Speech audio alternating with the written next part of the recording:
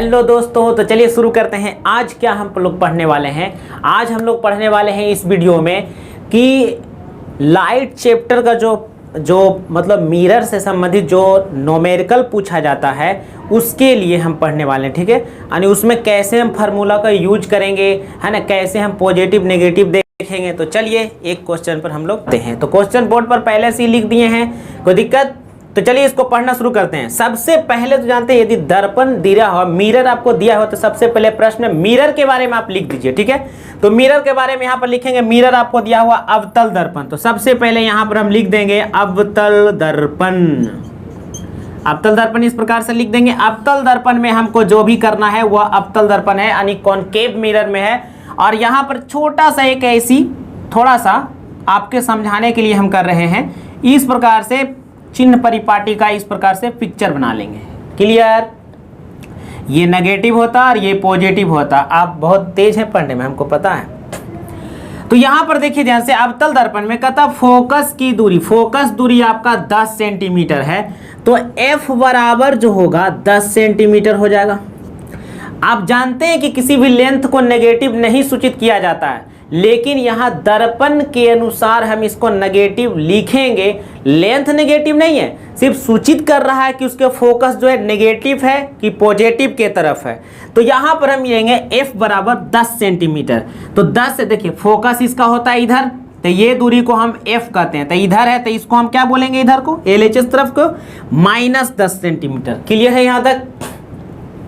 दूसरा है कि दर्पण के सामने जो है 8 सेंटीमीटर की दूरी पर एक वस्तु रखी जाती है, तो वस्तु की दूरी 8 सेंटीमीटर है, तो वस्तु की दूरी को हम U कहते हैं। और U होता है वस्तु हमेशा इधर ही रखी जाती है, ये वस्तु है और इसकी दूरी को हम U कहते हैं। और इधर ये दूरी जो होती है वह नेगेटिव होती है, तो -U हो जाएगी, यानी U जो हो जाएगा माइनस कितना हो जाएगा, 8 सेंटीमीटर। और आपसे पूछा गया कि इस प्रतिबिंब की प्रकृति बताइए एवं इसकी दूरी ज्ञात करिए, यानी प्रतिबिंब का दूरी यानी V भी आपसे पूछ रहा है। तो V बराबर भाट हो गया। एकदम इसी प्रकार से सजा के लिखेगा, समझे? सुंदरता जो होता है सजा के लिखेगा। अब यहाँ पर चलिएगा दर्पण सूत्र से, दर्पण सूत्र से, दर्पण सूत्र से। तो दर्पण सूत्र से हम चलेंगे, तो दर्पण सूत्र से हम लोग क्या होता है, फार्मूला होता है 1/F बराबर 1/V प्लस 1/U, है ना। तो इस प्रकार से ये आपका दर्पण सूत्र है। फार्मूला जो है एग्जाम में आप घेर दीजिएगा, समझे? एग्जाम में क्या करिएगा, फार्मूला को घेर दीजिएगा ताकि आपका मेन पॉइंट्स पता चले, है ना। अच्छा से घेरिएगा, हम थोड़ा सा जल्दी में है इसीलिए इस तरह कर दिए। अब बताइए 1/F, F का वैल्यू कितना आपको है जी, -10 है, तो -10 यहाँ पर रख देंगे। फिर बराबर 1/V हमको निकालना है, और ये प्लस है, और ये कितना है 1/-8 है। माइनस कितना है, 8 है। अब चलिए एक लाइन यहाँ पर और चलते हैं, 1/-10 हो जाएगा और बराबर 1/V।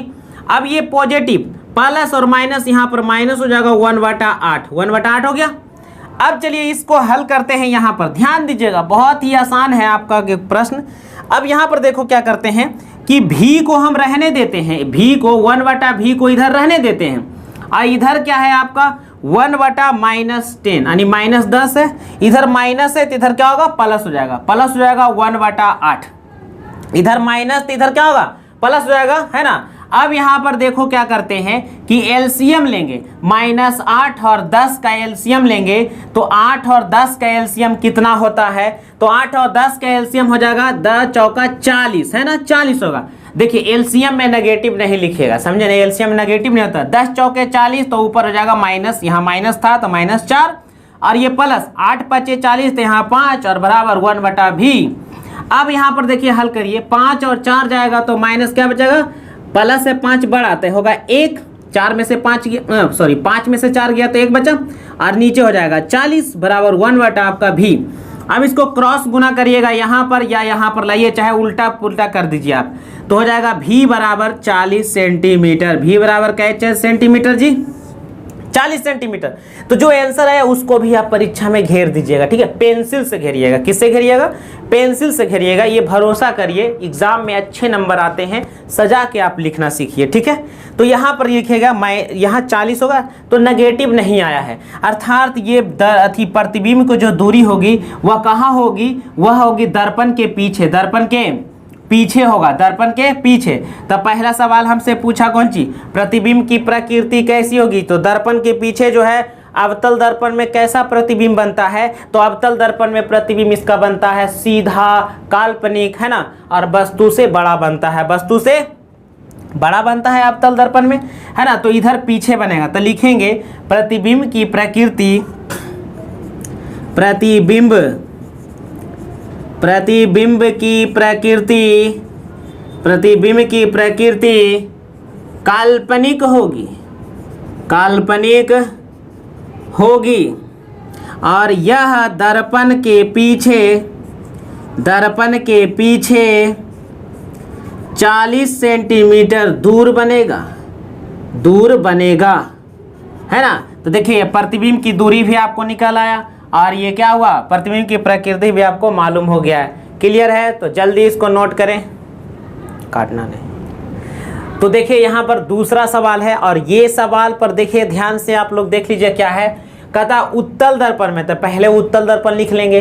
वक्रता त्रिज्या, तो वक्रता त्रिज्या यहाँ पर लिखा हुआ है, तो वक्रता त्रिज्या ध्यान दीजिएगा। फोकस दूरी निकालेंगे तो f बराबर निकालेंगे तो क्या होगा? इसका आधान हो जाएगा, ये 10 सेंटीमीटर हो जाएगा, है ना। 20 के आधा कितना होगा? 10 होगा, ठीक है। दर्पण से 12 सेंटीमीटर की दूरी पर स्थित किसी बिंब का मतलब होता है वस्तु। बिंब का मतलब क्या होता है जी? तो वस्तु होता है। बिंब का मतलब वस्तु होता है। के प्रतिबिंब का स्थान, यानी आपसे प्रतिबिंब का स्थान का मतलब पूछ रहा है भी, है ना। और u आपको देल है, ये आपका u दिया गया है, ठीक है।